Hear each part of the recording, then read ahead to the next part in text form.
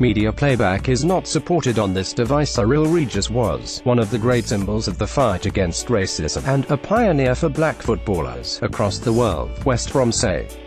The former Baggies player has de-aged 59 after falling ill on Sunday night. Leading the tributes to Regis, the club described him as the iconic figurehead of the legendary 3 Degrees team of the late 1970s. Regis, who won 5 England caps, played alongside Laurie Cunningham and Brendan Batson at the Hawthorns. His widow Julia said he was a beautiful man and a wonderful husband, father, grandfather, brother and uncle. He is survived by his 2 children, Robert and Michelle, and 3 her children, Jada, Renee and Riley. Regis, who played 297 times for the Baggies in the 1970s and 80s, was the 3rd black player to be capped by England at the highest level, after his teammate Cunningham and Nottingham Forest defender Viv Anderson. Media playback is not supported on this device. The man who gave Regis, Cunningham and Batson the nickname was the then West Brom manager Ron Atkinson. Reacting to the news of he said Regis was the best centre-forward but was a better bloke than a player. Every time I saw him I thought he could still play, Atkinson told BBC West Midlands. To me and to many others it is a complete shock. Regis, who was appointed an MBE in 2008, returned to West Brom as a coach before becoming a football agent. And Atkinson reckons his impact on the game would have been even bigger today. He got 5 international caps, but today he would get 60 or 70 at least. He never said it, but I look at players who got 50 or 60 caps. He played in an era when there were some good centre-forwards about. Looking at players now, he would have been a sensation. You would be getting a bargain at £90 million. Regis scored 112 goals in 297 appearances for the Baggies before joining Coventry City for £250,000 in 1984. Atkinson said Regis could have been on his way out of the Midlands to link up with his old boss, if he had been fit at the time. I almost signed him for Manchester United late on from Coventry, but he was injured, said Atkinson. The biggest weakness in his game was he didn't score enough bad goals. Every goal he scored was a wonder goal. He must have qualified for more Goal of the Month awards than anyone else. Media playback is not supported on this device. Regis, Cunningham and Batson were subject to racist abuse during the late 1970s, but Atkinson says Regis helped to shift opinion. In Full Flow, there wasn't a better sight in football. Visiting fans took to him.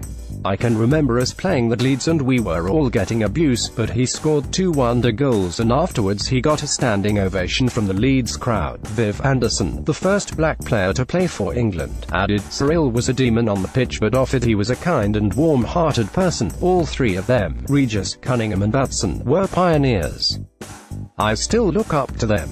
They forged a way for everybody and were admired by all, not just West Brom fans. The biggest smile you could imagine. Media playback is not supported on this device. Former Aston Villa and Manchester United striker Dion Dublin. Cyrille Regis was my hero. I wanted to play like him. His dignity, his self-calm and his belief in his own ability in order to respond to the fans without any actions, any verbals. He just played the game to such a high level that these fans went from throwing bananas and having the hatred towards a black man to, oh, he's not too bad is he, and then cheering. To get through what he got through, for himself, for his team and his teammates, but for us, he was a good man.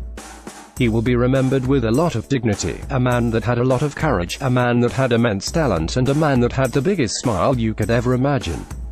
My absolute hero. BBC Radio 5 live presenter and West Brom fan Adrian Chiles. He was my absolute hero. When he made his debut, he was electrifying. It was a difficult time in Birmingham in terms of race relations, and then suddenly these men, especially Cyrille, were our heroes. What they went through was horrific, and, psychologically, they were made of girders to deal with the horrors that were put in front of them. One thing everyone also said about him was that he got younger every time you saw him. He was in spectacular physical shape all the time, so it's the last thing you'd expect. I was supposed to meet him and Brendan tomorrow to organise a big celebration to mark the 40th anniversary of when Laurie Cunningham made his debut and to celebrate what the 3 Degrees achieved for the club and the game. I'm just devastated. Regis scored 62 goals in 274 appearances for Coventry and was a crucial part of their FA Cup winning side in 1987. He retired from football in October 1996. A former Manchester United and England defender, Rio Ferdinand, paid tribute to a great man. Helped set the foundations for others. Always remembered. Ebony Rainford Brent, the retired England cricketer, described him as one of the most amazing men I have ever met. A role model and a trailblazer. BBC Sports chief football writer Phil McNulty. Cyrille Regis was not simply an outstanding striker for West Brom and an FA Cup winner with Coventry City, he was a role model and a trailblazer for black footballers. Regis, along with Brandon Batson and Laurie Cunningham at West Brom and the likes of Viv Anderson at Nottingham Forest, broke down barriers and demonstrated what could be achieved at a time when high-profile black players were a rarity in Britain.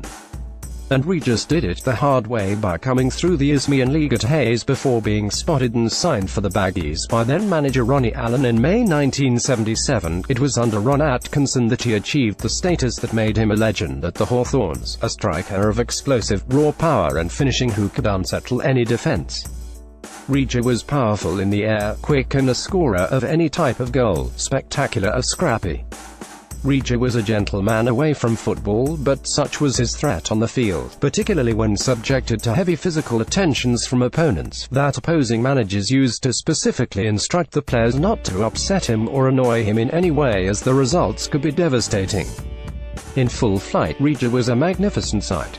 He will be remembered as one of the most significant footballing figures of his generation, not just for his impact on the field, but his wider influence off it. Regis, Cunningham and Batson are due to be honoured with a 10-feet statue, called The Celebration, in West Bromwich. It is set to be unveiled this season, following a delay.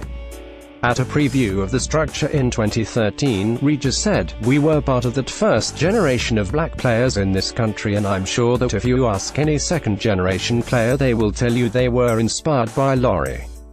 That's why the statue will be so important." Cunningham died in a car crash in Spain in 1989. A genuine fella. Former Scotland striker Kevin Gallagher played with Regis at Coventry. Was a young lad coming down to England and he helped me along. His physical presence took the centre-halves away and allowed me to take the glory and score the goals. He just wanted to help you along and settle you into the club. He did the kind things. He put an arm around you. Every time you saw him at the ex-players' stuff at Coventry, he always wanted to speak to you. He was such a genuine fella. He was one of the masters, along with Brandon Batson, who helped to change the face of football. It was fantastic, and that's why he got a lot of respect from fellow professionals. What he did to help the other side of football. The anti-discrimination body Kick It Out said, Cyrille was a pioneer of English football, becoming one of the first iconic black players of the professional game, alongside former Albion teammates Laurie Cunningham and Brandon Batson. Following his career, Cyrille was a great supporter of the organization's work helping to tackle racism in the sport, kindly donating his time and efforts to Kick It Out on numerous occasions. He was an inspiration. Former Sheffield United and Leeds striker Brian Dean. Cyrille was the main reason why a lot of young black kids looked at football and thought there was a genuine opportunity to play. He embodied the spirit of the inner cities of the time. It's just a tragedy. In those days, the abuse was part and parcel of the game, unfortunately. You couldn't stop and complain because people would say, "He's got a chip on his shoulder, he hasn't got any bottle." And really, when you look back at the abuse, what happens nowadays pales into insignificance. Cyrille was different. He was an inspiration to a lot of black kids because he was the first one to break through. It was his presence when you were with him. He was a fantastic human being, and it's a great loss.